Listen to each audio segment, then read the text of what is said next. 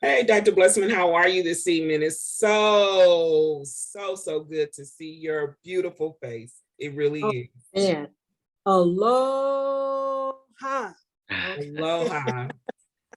I am just hours from having landed here back in Chicago after an extended trip in on Maui, Hawaii.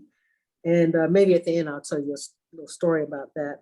But I want to welcome Dr. Garvey to our podcast. And I also just want to say hello to our participants. So we have, no, Justin, are you still in London or are you back home? I'm still in London. This is Okay, cool. Barbara Brock is in the house. She's from California. Carol, so nice to see you. Carol Wright. Eddie Joe is in the house. Christy Watson. Hi, Christy. Linda Mendinghall. Marjorie Lynn Bolden is here. Nia. Patricia from London is also here. Sharon is here. Sheila is here. And I think that's, so thank you for joining us tonight. I appreciate all of you. And then we're going to have a great discussion as a way of introduction to our Dr. Garvey. This group is about, I saw the pandemic as just as much a psychological as well as a medical crisis. And so part of, our philosophy has been around how do we thrive, not just survive during this pandemic. And so our focus has been on not only getting, good solid information about the pandemic, but also focusing on how do we live joyful and robust lives in spite of this pandemic. So using all of the available scientifically based and proven tools that are out there that can help us pretty much live full lives, but safely. So welcome to our Zoom cast tonight. Thank you, Justin, for introducing our community to Dr. Garvey. Dr. Garvey, we typically, do a presentation and then we open the floor. I think what's really important is that we open the floor for our participants to ask questions. And we have a lively group here from all walks of life who are participants in this podcast. There will be people that will come on as we get started. So, people may be still joining even as we get further into the hour. So without further ado, I'm going to turn it over to Justin to take it over. Hi, Justin. Yes, awesome. Thank you, Doctor. First of all, hello, Dr. Garvey, and thank you for taking the time to come into the community and speak to us on some very personal matters and things that I know that you have seen and or studied, because you have seen the medical field from a non-COVID habitat to focusing so strongly on COVID and variants and what all that really looks like. And as a med school student, starting a path thinking that you're getting ready to study one way, and now you're getting thrown all these extra variables in terms of life and death, like you see every day, has to be something that has made you look at healthcare differently, the way you view patients, the way you conduct yourself through the community in terms of guidelines and what you believe and don't believe. But it's awesome that you are in this position after all of that you've studied up until this point. Like all of your prior studies in education, has that even crossed your mind? Or are you just in the real world of making it work in terms of surviving COVID and healthcare? I know that's a loaded question, and I know you can pick it apart however you may choose, but we really would like to see your perspective of just what you have had to go through and what you vie as like real information versus myth, and how you've been able to filibuster that. Yeah, so thank you, Justin. Thank you, Dr. Blessman. I'm so happy to be here. I'm also happy to answer any and all questions that come up, so don't hold back. If if you need to interrupt or if you have a question, feel free. There was a lot to unpack in there, Justin, but I think to start, just to give a little bit of background so everyone has a little bit of context. I'm from Chicago. I grew up in Chicago. I went to high school on the South Side, Hyde Park. I went to Boston for undergrad before moving back to Chicago for medical school. I went to the University of Illinois for medical school. I did a brief stint in New York City for my master's in narrative medicine, and now I am in Los Angeles doing my residency in internal medicine at the University of Southern California. And as a part of that residency, what I mainly do is work at the county hospital. So I work at LA County, a little bit at the Keck Hospital, a little bit at Norris. But the reason why I was so drawn to this program in particular is because of the patient population that we get to work with at county, which is mainly underinsured and a sort of underrepresented patients. And so, just moving that transition, moving from, training to be a physician to becoming one in the middle of a pandemic certainly has had its challenges. We did not learn a thing about COVID in medical school because it was not in existence then. So it's been a lot of learning on the job. And certainly over the course of the last 2 years, I have learned a lot about COVID and the impact that it has had on our community. So I think you asked a little bit about misinformation. Was that right? I think that's come up a couple of times. Yeah. So I think especially given, not to turn too political, but given the sort of environment in this country in the last couple of years, it's been hard to sift through information that is false versus true, and sort of where do you find information that you can rely on. And it is becoming harder and harder to trust the information that you find. So hopefully over the course of the next hour or so, I can help dispel some of the myths. If you have any questions about that, also let me know. But yeah, I think making sure that you have some sort of root in the sciences. And what I mean by that is having sources that you can trust, starting with sources such as the CDC. The Johns Hopkins website is a wealth of information that has a lot of helpful tools for combating COVID. And then just making sure that the sources, you check your sources when you're investigating whether or not something is true. Just to give some examples, I know a lot of people were throwing around sort of COVID remedies such as like baking soda, even within the medical community, like remdesivir, ivermectin, these sort of medications that have been thrown around that have supposedly had a miracle effect on COVID. None of that has been proven to be true. So when you're moving through the information, sifting through, especially what's online and things like that, just making sure that you always check those sources.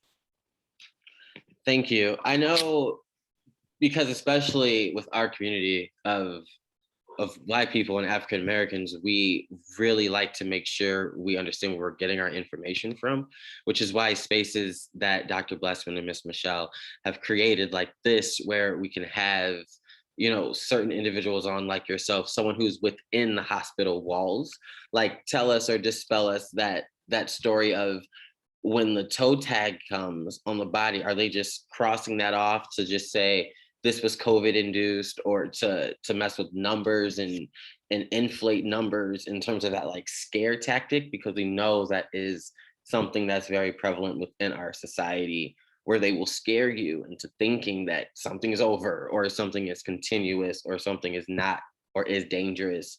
So with a lot of your patients, I know you see them and you coax them through a dying process, but has a lot of that had to do with COVID, or is that something that's been induced by COVID? How does that really break down? Yeah, so that's a good question. So I can give you some statistics from at least the county hospital. They send us COVID numbers every couple of days. And what they have sent is that the cases of COVID in LA County have been around 2,300,000, somewhere around there. And the number of COVID deaths in the county have been somewhere around 31,000. Now the question, and it's a good question, is how many of those have been disproportionate within certain ethnicities or races. And what I can say, especially working at LA County, we do see a disproportionate amount of patients of Latino and Black descent who are disproportionately affected. I think that that comes from a number of different reasons. To start, the way that our hospital works is that we are sort of a catch-all, and we will accept anyone regardless of insurance status, things like that.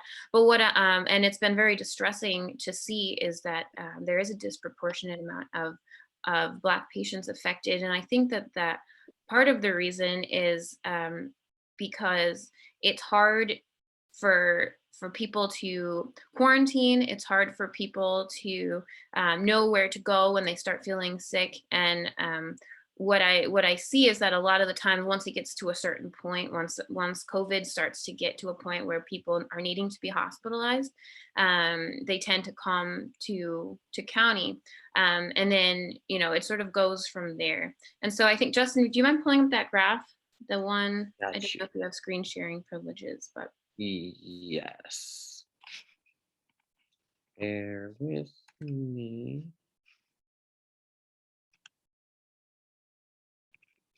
Perfect. Yeah. So I was looking for some sort of visual representation of what we've been seeing, and this is the closest that I could find to what we've actually been seeing in the wards. So the cases, if you look on the left there, across Black, Hispanic, American Indian or Alaska Native, Asian or white populations, the likelihood of catching COVID is about the same. And this is age adjusted. So, I think it's not news to anyone that the older you are, the more comorbidities you have, the higher risk you have of being infected with a severe COVID. But, once it's age adjusted, just across ethnicity, it's about the same. And then you go to hospitalizations, and this is where I think the graph becomes very very concerning, and it is in line with what we've been seeing, which is that that Black patients are 1.5 more likely to be hospitalized compared to their white counterparts.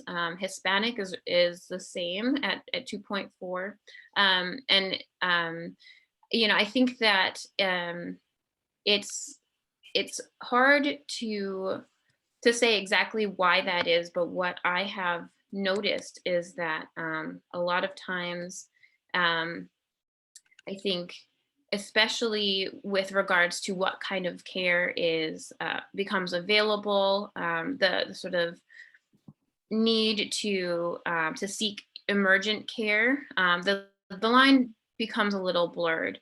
And then if you go over to the right side there, how do I minimize? Yeah, the deaths, again, a higher proportion of Black and Hispanic and American Indian compared to Asian and white. And I think it's important to keep these numbers in mind, not to be scared by the statistics, but just to be aware that there is a discrepancy, and just to make sure that everyone is taking care to protect themselves and protect their families, because this is the reality that we face in places like LA and Chicago. And would you say in just mostly Black areas, or like cities that are just heavily populated with Black people, or would it matter if it is an LA compared to a smaller Black town on, say, like the East Coast? Or is it it comes down to a racial thing where Black people are usually the last ones to get a resource, or really understand a resource, or be able to afford it? So it even goes deeper than where we're located. Maybe it still goes back to racial, segregation and issues that we may have. Yeah, I think the part of the challenge is that historically it has been more difficult for for Black populations to seek healthcare. You know, I'm just growing up in Chicago. I know Justin, you can attest to this as well, but you know, it was you know, there with the history of segregation and the history of sort of discrimination against Black populations. It's been I think there's a lot of catching up that still hasn't occurred societally. It's just harder to find equity in terms of available resources. So I think that is contributing a lot to what we're seeing. And then, you know, also notably what I'm seeing in the hospital is a lot of younger patients are getting affected with severe COVID. A lot of, you know, people in their 40s and 50s compared to, you know, what you would expect to see given the COVID statistics, which is that COVID tends to affect people disproportionately over the age of 60. And that's not what we've been seeing within the Hispanic and Black patient populations. It's been more younger patients. And I think the reason for that is that there's a lot of uncontrolled comorbidities within those populations, like diabetes, hypertension, things that require a lot of maintenance over time to control.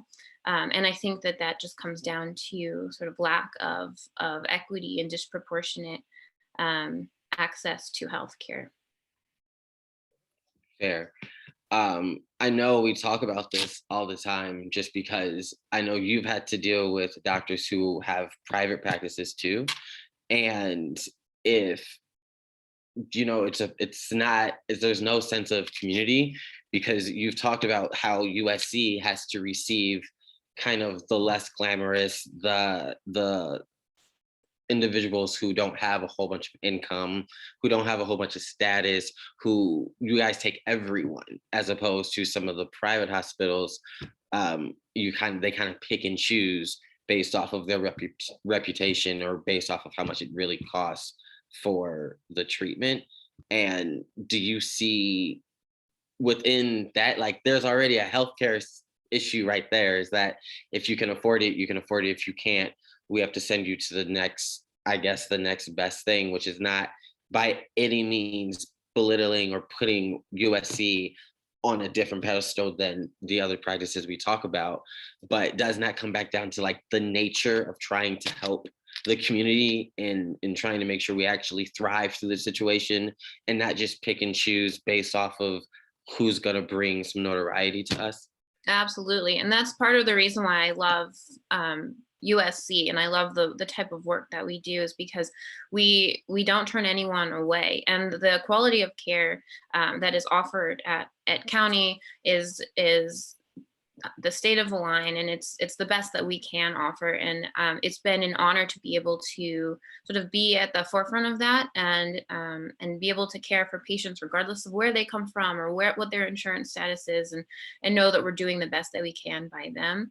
And I think what I've also seen since the pandemic started is a lot of these free clinics that are popping up, and a lot of hospitals that are changing their insurance policies to accept more patients from any walk of life, any socioeconomic status, any insurance status, because the need is so great. And I don't think that we can afford as a society, as a community, to be discriminatory in that way. Mm.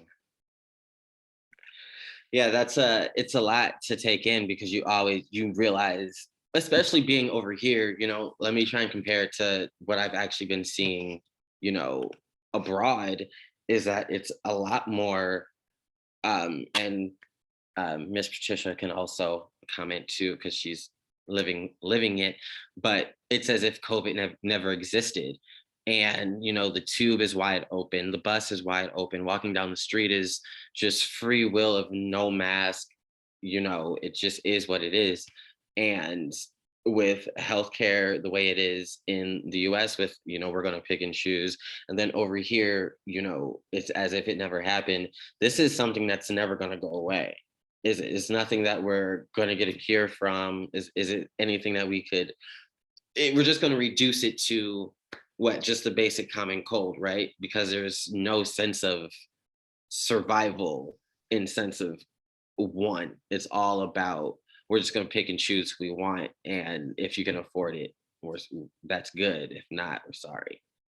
Yeah, so I think You know, I've definitely seen that here as well in LA. And when I go back home, it's also as if COVID sort of never happened. People are loosening their mask mandates, and I think now, as of 3 weeks ago or so, Hawaii was the last state to drop their mask mandate for indoor or outdoor spaces. And Hawaii had always been sort of the most extreme in terms of mandates to try to protect their inhabitants. So the fact that even Hawaii has dropped it really goes to show that people are starting to get more comfortable in letting their guard down. And whether or not that's a good thing, I know it certainly feels like we're headed in the right direction.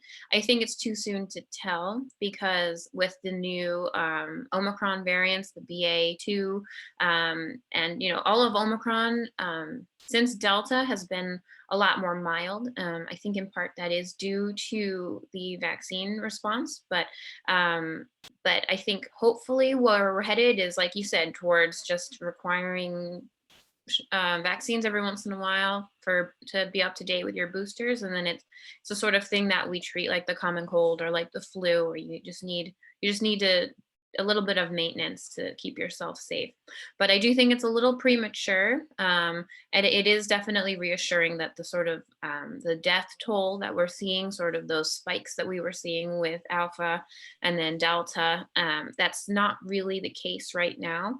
But who's to say that it's not going to happen again? But what has been reassuring to me is that the response has been more or less pretty swift. And I think that if we get to a point where COVID poses a threat like it did before, I trust that at least at the state level, we'll be able to put those mandates out again. But even I find myself getting a little bit more at ease with the new state of things, and I think everyone should take a deep breath now, because it does seem like we're sort of outside of those really severe spikes of cases and then the following death tolls. And especially now, what we're seeing in the hospital is it's like night and day compared to before. So I have a graph. It's a graph that we've been kind of tracking. But before I pull that up, I see one of our community members raise their hands. Miss Elizabeth, did you want to unmute yourself? Hey, Justin. Yeah, I was going to wait. I mean, there are two things giving me pause. The first of which I wondered about is why there hasn't been more of a focus on early intervention. And depending on your source, I mean, ivermectin, for example, has been considered, according to one PubMed article, the Center for Biotechnology Information, that it's a Nobel Prize winning multifaceted drug that actually has been given distinction as with efficacy against COVID-19, but it gets a bad rap. And then the other thing that gives me pause is that I'm wondering, do we trust everything that comes out of the CDC? Because at least according to the British Medical Journal, in fact, the CDC does get millions of dollars every year from big pharma, and they test and turn around and recommend drugs created by those companies. So it does concern me somewhat that there may be a conflict of interest there, and that early intervention, had minds been opened and Fauci not been the only source of information early on, that more lives would have been saved, because those treatments are available and inexpensive, but we know that a lot of this is money driven. So that's really what my thoughts and concerns are. yeah, so I hear you, and I can see where that would feel concerning. I've had countless conversations with patients and their families about these interventions, ivermectin and remdesivir in particular, because people are concerned that we're not offering them to their very sick family members. And the fact of the matter is that these technologies, ivermectin is an award-winning drug, like you said, but it does not work against COVID in the way that we were hoping. And with remdesivir, there was a point in time about a year ago where we were offering remdesivir to everyone in the early course of COVID. And then we started doing our own internal studies, and a lot of studies were coming out of the CDC, which showed that there was absolutely no difference in COVID outcomes if remdesivir had been administered versus not. And in fact, every medication has potential for side effects. Remdesivir in particular can cause hepatotoxicity or injury to the liver. So it was becoming one of those things that we were offering to patients in the hopes that it would help their COVID. Did not do anything for their COVID, and in fact was harmful in many patient cases. Ivermectin is a I'm sorry, were they offered early on, or were they already hospitalized by then? So I mostly work inpatient. So by the time a patient comes to me, they're already experiencing the shortness of breath, the fatigue, they have early COVID symptoms. And when we were offering it, it was always an early course. So a patient comes to the hospital, they have COVID symptoms, they test positive for COVID, and then we would offer it right away. And it just wasn't having the effect that we had hoped.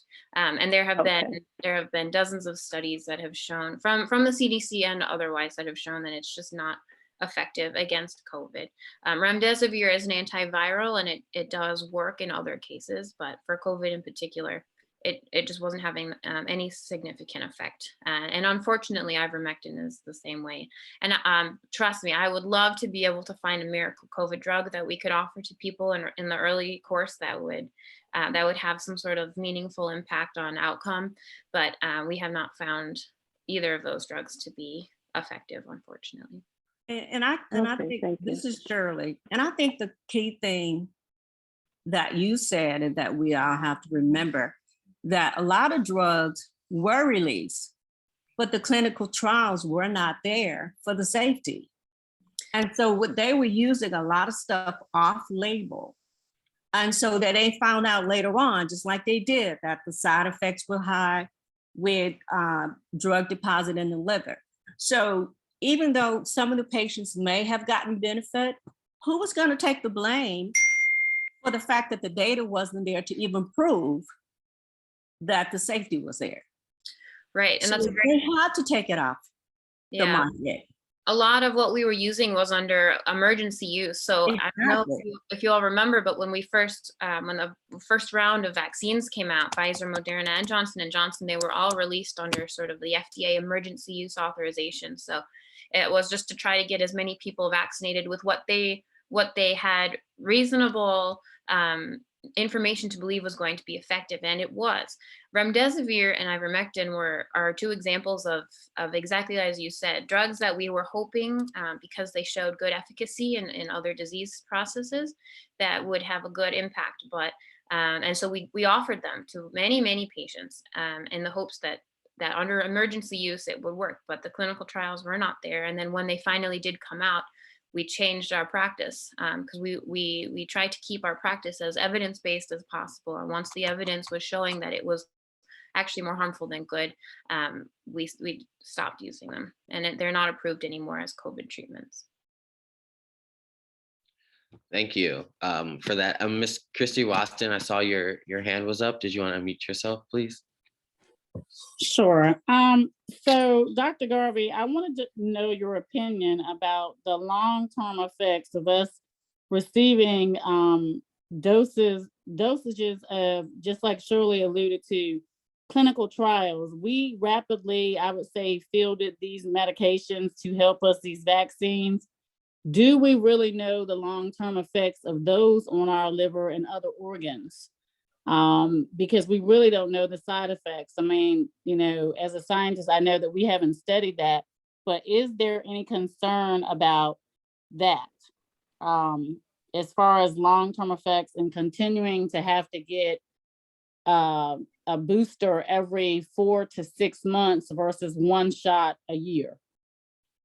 Yeah, that's a great question. So I know a lot of the mistrust that came that was directed at the vaccines is because of this new mRNA technology. It's the COVID vaccine is the only vaccine that we have so far that utilizes this mRNA technology. What I would like to say, and I hope this is reassuring to everyone, is that this technology is not new. It has been researched, and we have been trying to adapt a vaccine with this technology for decades. And then the COVID came around, and it was the perfect opportunity to see if we could adapt the mRNA technology to a new COVID vaccine. And what I can say is it is the most effective vaccine that we have ever created as a species. You look at the flu shot that we get every year, sometimes it's only 20% effective. Sometimes, we get these vaccines for hepatitis, for dengue, yellow fever, and sometimes they don't work because a lot of it is guesswork. But with the COVID vaccine, especially with Pfizer and Moderna, they have been upwards of 95% effective, which is incredible. In terms of the long-term effects, these, you are right, they are new. We've only been mass distributing them since COVID started. So could there be long-term effects down the line? I don't want to lie and say no, but I think you should be reassured in the fact that none of the other vaccines that we have cause long-term effects. There's no I know there's been a lot of misinformation about vaccines causing autism and things like that people are that give people pause. But again, all of the studies, the original study that showed that vaccines cause autism was actually rescinded, and the publishers issued an international apology. So I think that you shouldn't be worried about the COVID vaccine, and that it had before being rolled out, and even though it was rolled out under emergency use, it had been tested on thousands and thousands of people, and only after it had gone through the appropriate clinical trials. Every time we administer any medication to mass population, it has to go through very strict clinical trials, and it still got through all the trials in the right order before it was even authorized for emergency use. And none of those trials found any significant side effects from the vaccine. And but again, I'm sorry, Dr. Garvey, it's like we don't know long term. Yes, mRNA has been around maybe for about 3 decades now, but we still do not know long-term effects. And I'm not saying that I'm anti-vaccine because I was vaccinated, but I'm looking at long-term effects. We did not do the clinical trials. Clinical trials normally take anywhere from 2 to 5 years. And that hasn't been done because we have rapidly fielded these drugs out there. So that's just what I'm saying. But that's not true, because many of those drugs were already being used in other disease states. So you're saying, Ms. Shirley, that many of the other disease states. Okay. So they just got emergency use for COVID. That doesn't mean that they weren't being used in other disease states. The vaccines that we have now were being used in other areas. I'm not sure about the vaccines that we have now, but I know for a fact one of the drugs, Hazara, I've been on it for 12 years. Patients have been on it for 12 years, but it was being tested for COVID. So that doesn't make it a new drug. It just makes it new for that particular disease. Okay. Right. I think, if I may, I think it's worth noting that the CDC had to change their definition of vaccine when the mRNAs came out, because a vaccine, a true vaccine, as they've been defined up until the time of COVID-19, is something that prevents transmission and infection. And in fact, none of them do any of that. So actually, no vaccine can prevent transmission. Vaccines, and COVID is a perfect example of this, are meant to protect you against severe disease. So there's nothing to prevent the flu vaccine from it does not protect you from catching the flu. It just prevents you from having a really bad reaction to the flu that requires you to be hospitalized, and COVID is no exception. It would be incredible if the vaccine itself could prevent transmission, but what it does do is it eliminates symptoms, it prevents severe disease, and just statistically, if you look at the COVID cases, the moment the vaccine rolled out, cases dropped because people were not as sick, they weren't having as prolonged courses. Well, something else that I'd like to add, in terms of long-term effects, because this is all very new, even we do not know the long-term effects of the pandemic. But what we're starting to slowly understand now is the long-term effects that COVID has on patients. And a lot of what we were hoping would go away is looking to be more permanent. So for example, patients that had been hospitalized with really severe COVID, severe meaning needing supplemental oxygen or maybe necessitating an intensive care unit stay with intubation, are, even after they've recovered, a lot of them are having what we call pulmonary fibrosis or permanent scarring to the lungs that we were hoping would just resolve over time. And the question now that we're asking ourselves and the community at large is this permanent? Are we starting to see these long-term effects of COVID that we weren't anticipating? You know, a lot of people are talking about this COVID brain fog, sort of this persistent confusion after infection with severe COVID. And what that's coming down to are these microvascular changes within the brain that are secondary to inflammation that we did not anticipate. And we're starting to see now in these patients who recovered from really bad COVID a year and a half ago and still have these long-term effects. So this is just from what I've seen, and this is what my training has alluded to, but I personally am more afraid of the long-term effects of COVID than any possible long-term effects of the vaccine, when there's no reason to believe that there will be one, if that makes sense. But if the vaccine signals our body to produce the spike protein, which in fact is the bad actor in this, which is only one part of the virus, by the way, it doesn't address the whole virus, then how do we know that the production that occurs as a result of the vaccine is any less damaging than COVID itself? So the way that the vaccine works is that actually it doesn't cause your body to produce the spike protein. It causes your body to produce antibodies to the spike protein. So it's ramping up your immune system to be able to detect COVID quickly and then eradicate it quickly. So that if you do become infected, your body is already ready. It already has the arsenal, it has the tools that it needs to combat it. The spike protein itself is only available on the COVID virus. And that is what's so incredible about this mRNA technology, is because it is causing our own cells to produce antibodies that are sufficient to combating COVID. So I would not worry about that. I have a question. I'm sorry, and I might not be answering right, but I thought that the vaccine only works on one specific, it only targets one thing, where your natural immunity is able to fight against different, organisms that come in. And this vaccine can only recognize one, so that it's not able to recognize the others, whereas your body naturally, killer cells can recognize that. And so I don't know if I asked the question right, but I was just curious. I myself had COVID and I was in the hospital. I wasn't on a respirator, but I was in the hospital for about 5 days. I'm sorry to hear that.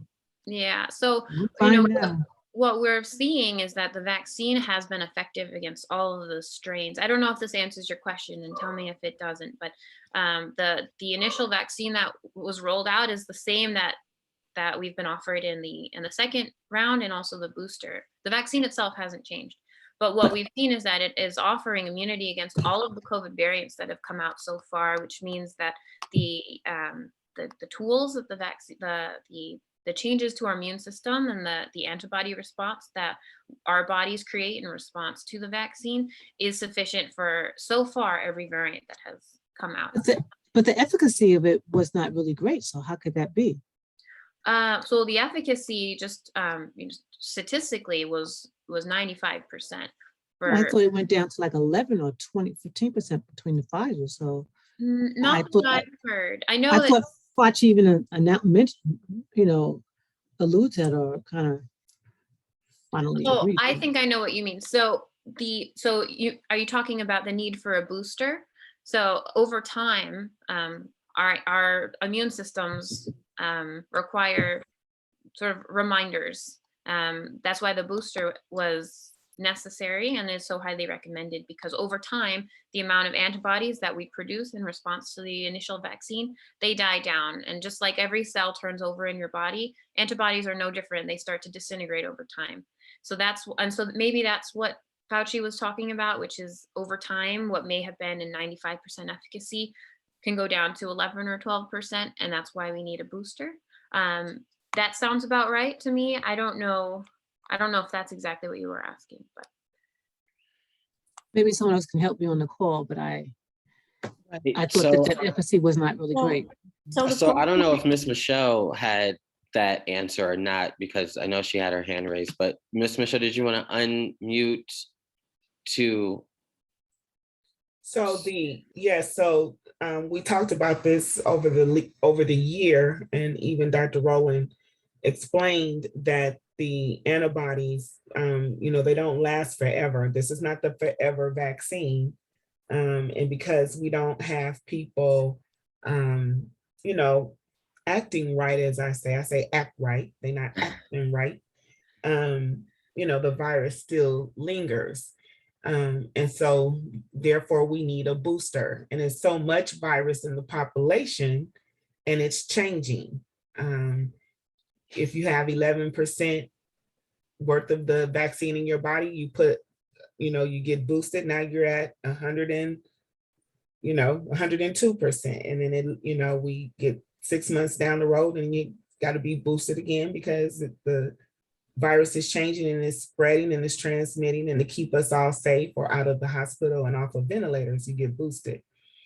But what I wanted to say, Justin, and when I wanted to interject, I wanted to just take a pause because I'm hearing a few themes within our community. So one of the things I wanted to share is I have been on social media now since 2007 with Facebook, almost since Facebook was in, coming to our understanding. Not only was I on Facebook, but I was on Twitter, and then I went to Instagram. I remember how the anti-vaxxer community came together on Twitter. I follow some very big social media influencers. And at the time, because I've been on for so long, they follow me. And it was before anyone knew about these women who came together as a group, and they pushed their message for over 15 years about autism, only to be debunked. But I remember when that group came together, and I said, if this, I couldn't believe that anybody would follow them, but they pushed for 15 years, and people started, they don't want their kids vaccinated for chicken pox, smallpox, measles, mumps, polio. And and it just baffled me because I was vaccinated against all of those things. And I'm 54 now, and I haven't had an adverse effect. That was 1968. Technology has changed. Science has changed. We are evolving. And if we don't allow ourselves to open up to evolving science, then we're going to be left in the Stone Age. Honestly, I was vaccinated against polio. I remember the dipstick like it was yesterday. And I don't have polio, and I don't have any symptoms from polio. These anti-vaxxers started their mission long time ago. And because we have so much misinformation and so much disinformation, we tend to not believe anything. But you have to come out of your fear and accept the fact that we have to live and thrive with this virus instead of just, surviving. We can thrive. We can build our immune system to where, we are protected. The next point I want to make, Dr. Sarah is in a community, in a population that she's getting the best experience. I mean, everyone goes to county. Black people, white people, Mexicans, Asians, Native Americans. and it comes across racial, economic. People who have money go to county because that's the best care. Trauma unit, the best in our country, one of the best, if not the best. So when we talk about evidence-based and what she sees when her patients are coming into the hospital, please know this is like the best expertise information that, like, if you want to, we got an expert in the room. So her science is solid. And so receive it as such, and understand that there is a perspective of this virus we have not received, and that is the perspective of a healthcare worker, an essential worker that has been on the front lines of COVID-19 since COVID-19 hit our country. And so I'm excited to have her here and to give us all of this information that she is imparting on us. My final question, and it is a question, Doctor. Are the people in Los Angeles, from what you can glean, are they changing how they interact with each other, or has it been business as usual? Or have we learned anything, or have the people learned anything in this episode and this public outbreak? And two, yes, we do have new variants that are coming. And is there anything out there that can make any of these variants just as potent as the Alpha and the next, what it was, the COVID, and then we had, I forgot what we had after COVID, but it's, yes. Yeah, those are great questions. So to answer your first question, are people changing the way that they interact?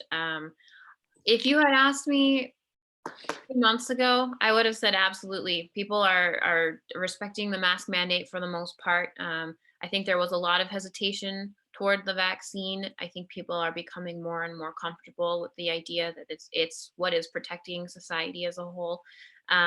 Now I think everyone is getting comfortable, and like we talked about before, that can be a good thing because it means that everyone is sort of learning to live with this, and everyone's sort of taking a deep breath. And we all know we need time to take a deep breath after everything that we've seen and gone through these last couple of years. But is it premature? I don't know. And is there the potential that the next variant of COVID could be just as deadly as Delta or Alpha? Absolutely. There's nothing inherent in the vaccine or the virus itself that is guaranteeing that all of the variants are going to be as mild as Omicron has been. I think, to be honest, I think we just got really lucky. And I think that it was in part the fact that transition is while not affected, people are better protected against the vaccine. If you look at I don't know, Justin, if one of your graphs shows this, but what we saw between Alpha and Delta is spikes like this. Every 3 or 4 months, we saw spikes of cases and then the death toll that followed. With Omicron, the case transmission actually went up, and it was the more people had COVID during Omicron than since the start of the pandemic. It was record-breaking numbers, but the death toll did not reflect that because Omicron was so mild. And I believe this is because of the vaccine response and because people are better protected. Yeah, here we go. Let's see.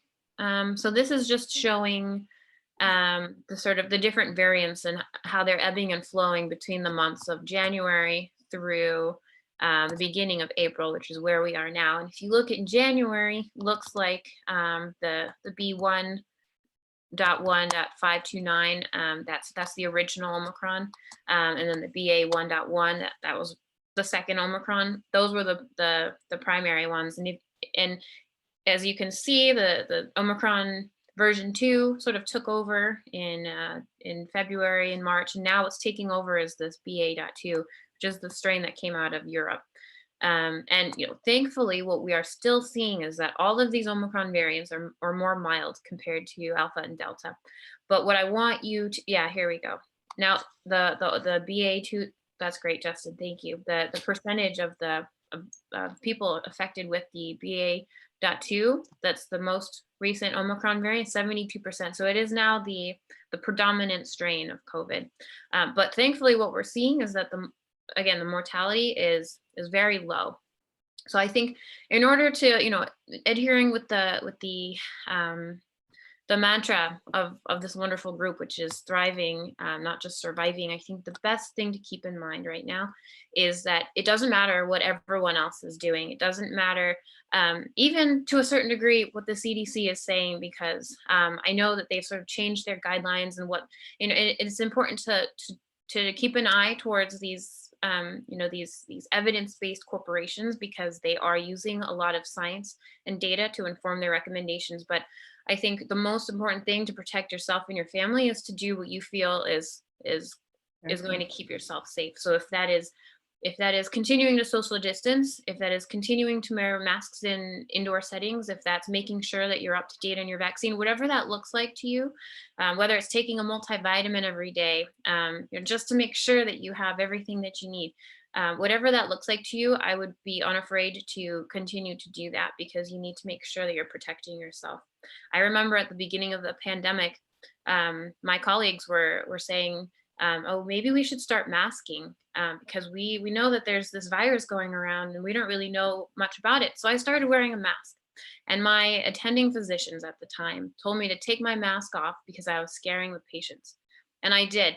And I really regret listening to him, because I think that when you have a gut feeling and you have information that you think that will make you comfortable, whatever that means to you, I think you should adhere to it and make sure that you're protecting yourselves, because this is unfortunately just the beginning. I know it's felt like a really long time and everyone's getting really tired, and trust me, no one is more tired than my colleagues at the hospital, because every day I hold the hand of someone who's dying of COVID, and I have to call family members and tell them very unfortunate news. But what I'm seeing is that the cases are going down, and I think people have learned to live with COVID, and they're becoming comfortable with sort of the means that they need to take to protect themselves. So that is my parting advice to all of you, which is just make sure that you you listen to yourself, and you check your sources, and then just do what you feel like you need to do to protect yourself. Very nice. Before you go, I know Ms. Shirley has been waiting for a while, so I want to make sure we get her in, please. I just wanted to ask a quick question about the antibodies. Is that something that you all as clinicians talk about on the front line? Because I know I've taken several antibody tests, trying to find out, do I still have an adequate amount of antibodies in my system, right? And so what you normally see is a figure that says 2,500 greater than. It never says anything above that. So that's making me believe that that's an adequate amount in your system. But what's too low? No one's talking about that information. They just keep saying, you need to have adequate amount of antibodies, but no one knows that number. So is that something that you all are getting a better handle on in your settings? That's a great question. And that is a perfect example of something that we don't know yet, because that is, that's in the works. It is going through its necessary trials to figure out what is an appropriate amount of antibody that will protect you against COVID. Is it, is it 200? Is it 500? Is it 1,000? Is it greater than 2,500? We don't know, to be totally honest. And so I think, until we do know, just making sure if a vaccine is something that you feel comfortable with, and I'm not here to preach whether or not you need to change your beliefs or your whatever it is that you feel comfortable with. I think that just statistically what we've seen is that antibodies will wane over time. So requiring a booster right now, it's every 6 to 8 months. I know that that there has just been another approval for a second booster for people over the ages of 50, because just statistically, the amount of antibodies over the course of 6 months or so will start to wane. But that's a great question, and I wish I had an answer for you, because it would be a lot easier to just test your own blood for antibodies, and if you're above a certain threshold, then you know that you're safe. But until we know that number, I would recommend. My girlfriend and I, we had our test on the same day, so we test, and on 2 different occasions, I've had more antibodies than she's had. So maybe my number had gone from 2,500 to 1,200, and hers had gone to 500. So obviously we're thinking, because we don't know the number, 500, you got to go get boost. But maybe with my 1,200, I can wait a little bit longer. So it's a great question, and we just don't know the answer to that yet. And until we have more information about how COVID is affecting people with various amounts of antibodies, all we can do is just recommend boosters every couple of months until we figure. Well, I think what's important to she and I is, most importantly, is she's clearing them faster than I am, which says that all of us will probably have a different number if we all took them on the same day, right? Mm-hmm. So everybody's body is clearing differently. So, I mean, like you said, there's no answer, but that makes me feel warm and fuzzy that I know how much I have. Good. And that's a perfect example, that is, knowing what that you do have tools, you have things that you can do to protect yourself. And that is a perfect example of one of them. And I think I applaud you for getting your antibodies tested. It's something that I hope over the coming months is going to become more and more available for people to do. And then once we have that golden number, then we will probably end up titrating the boosters to that. But until then, we're still taking a lot of shots in the dark, but we've made a lot of pretty amazing progress towards understanding how this impacts people and populations as a whole. So yeah, maybe in a year we'll come back and we'll have another conversation, and the information that we have will be different. Yeah. Dr. Garvey, this has been an awesome conversation. Dr. Blessing, what about you? Well, first of all, I just want to say, yes, it has been an awesome presentation. Thank you, Dr. Garvey. But I'm also, thankful and grateful that we have a doctor who's willing to say, we don't have the answer to that just yet, or I don't know. Instead, instead of just giving people the BS line. So I appreciate that. And I hope, Dr. Garvey, that you will continue to say, this is what we know, this is what's, murky or the gray area, or this is yet to be scientifically proven. That's important. As you can see, we have people from various walks of life who are asking questions, and just to give you an example, we have other healthcare professionals like Christy Watson, or scientist Christy. Shirley, it was a C-suite executive for a major drug company. We've got other psychologists on here. We've got other healthcare professionals on here, as well as, your average everyday, a person, self-taught person that's on this call. But people have answers and they don't want to be, or have questions, and they don't want to be taught to in a way as if they can't think for themselves. So I appreciate that. I appreciate that, that when we talk about doing what you need to do and being steadfast and diligent, I don't think that's quite the word you use. I can't remember the word you specifically, that you adhere to what it is that makes you comfortable. Yes, that's exactly what we will need to do. No matter what other people say, or the CDC or whatever. I'm glad that you talked about your experience about wishing you had kept the mask on. Yeah, we might have been in a very different place if people had started wearing N95s at the very beginning of this pandemic, as opposed to the nonsense that went on in the first 6 months of this pandemic. So thank you very much for your commentary and for your presentation. I don't have any other questions, and I don't see any other questions in the chat. Thank you for your time. Thank you for sharing your knowledge with us. And I'm going to turn this back over to Justin to close us out. Before you do, I wanted to say thank you very much for having me, but also thank you for your questions, because I think it will be a sad day when people stop feeling comfortable asking questions, and when people's curiosity is such that they don't feel the need to ask questions anymore. Questions are how you gain information, no matter how, there's no such thing as a stupid question. So if you have a question, if you have some doubt, absolutely keep asking your questions. So I thank you all for your questions, and keep asking them. Awesome. Justin, this is Dr. Cato. Could I just make a comment? Absolutely. Before we close out, first of all, thank you, Justin, Michelle, and Dr. Blessman, once again for providing an excellent, outstanding forum here. Dr. Garvey, just want to compliment you on your delivery.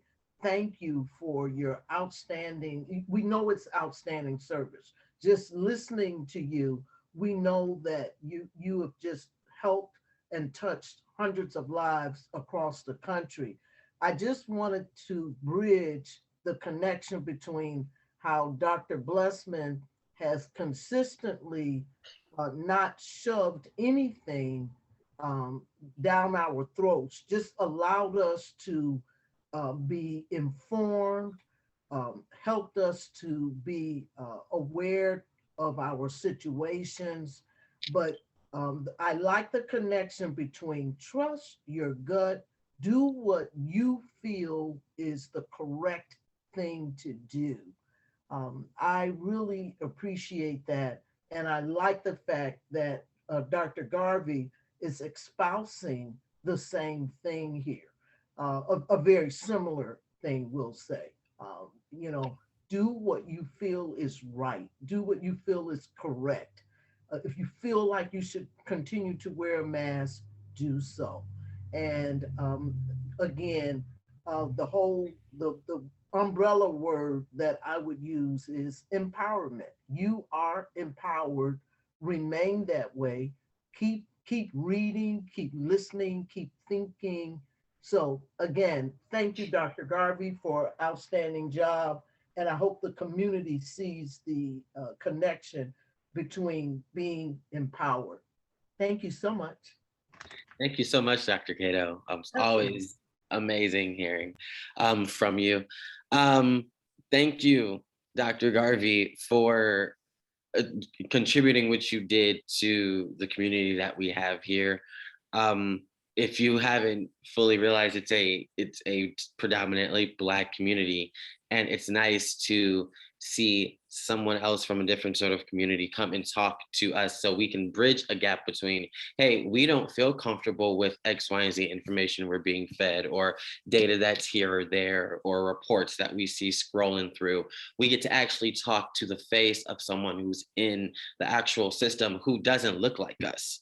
And if we want to continue to not just survive, but thrive, we have to live and work with people who will help us come up, and the ones who really want to help us get out of being the last ones to receive information or being the last ones to receive the medicine. We have to work with other like-minded to help us own thrive instead of just survive in a way that we have been for so long. And this is something that is never really talked about or done, but we always want it to be, or people dream of it or they write about it, but actually coming into the face of a community that always is looking to better itself, but is always trying to find the resources this way, that way, or this. So this has been, I feel like, a very big step in how we continue to figure out to help our community to not just survive, but continue to thrive. Well, I actually have another take on that, Justin, and I'm gonna throw some salt in the mix. and ask Dr. Garvey, are there any questions she would have of us? Because I think our community has really, nobody, there, I think our community has taken a different take on this whole pandemic issue, because we're talking about thriving and living joyful lives. And I think that should be something that's open to everybody, not just Black people, but for everyone. And I think that we've been successful in living robust, thriving lives where folks are, living, traveling, they're working, they're, having events or having social gatherings or learning how to live in a pandemic environment, but doing the things that they're accustomed to doing, maybe a little bit differently, and definitely safely. And this is the message, maybe there's some questions she might have of us, like, how did you all do that? Or what did you all do that's different that other folks aren't doing? Because, we're not talking about, I think that there's a lot of us in this group that are, I just came back from Hawaii, and, have been on several planes and trains. Justin, you've been to the UK twice. Michelle has traveled across the country and has been to Atlanta, has been on and traveling for her job, back to traveling with her job. We've had people who have gone to Greece. We got, I don't know if Toya's back yet, but she's attorney Toya Horn. It should be coming back any day now from being on a cruise. Okay, being on several cruises, right? Who thought that they would go back to cruising? But we figured out how to live safely within, given our own health backgrounds. And I think, so I'm gonna ask the question and answer it. I think what's different about this group is that we've been talking about take stock of your own health, take a look at your age, what comorbidities you might have, where what might make you vulnerable, and then figuring out what are the biosafety practices you need to keep in place for you so that you can still do the things that give you satisfaction and joy in life, and adhering to that strictly, no matter what other people say or think. I think that's absolutely fantastic. And I can't tell you how many people I have seen in my clinics who are too scared to even get groceries still. They are paralyzed by fear from COVID in general. And it's really hard to see, because I see these extremely caring, loving people who are too afraid to see their grandchildren because they don't want them to infect them and things like that. So, so this has been really great for me to see sort of, how you can thrive within a community, and,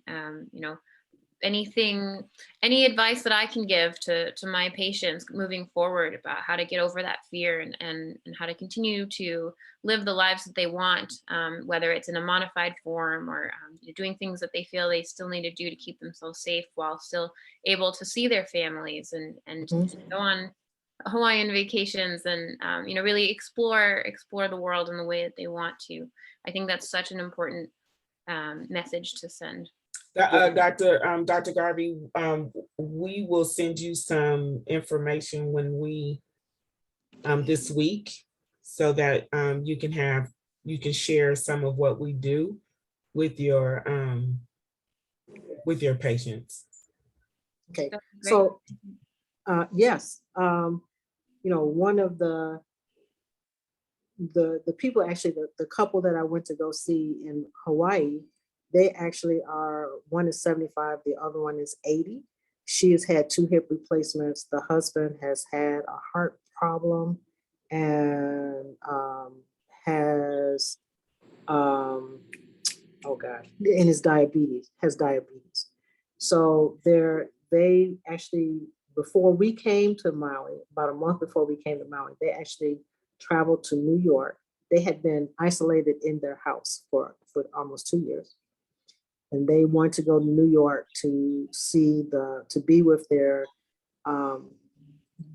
granddaughter as she gave birth to their upcoming grandson. And they had to figure out how they were going to do that and do that safely. And I actually sat with them, taught them what biosafety protocols that they needed to utilize, and got, help to in order to get on that plane, okay, get to where they were going, and spend a month with their great grandson. And then and they did it, and they were able to do that and come back home safely. And more importantly, when I came to Maui to visit them, I came with my husband and my 14-year-old son, and they let us stay at their house. But we went through the whole COVID protocols about how do you let somebody stay at your house, and what, first of all, we had to do an assessment of their home. What would it be safe for us to stay at their home? And then we went through, and I can go into a whole lot more detail. Maybe I'll do that next week. But there was a way to do that, and a way to do that comfortably and safely. But also, I guess everybody may not be able to have me come to their house and just teach them how they can maneuver in their own environment. But that's what I did with them for the 10 days that I was there. We had a small gathering at their home.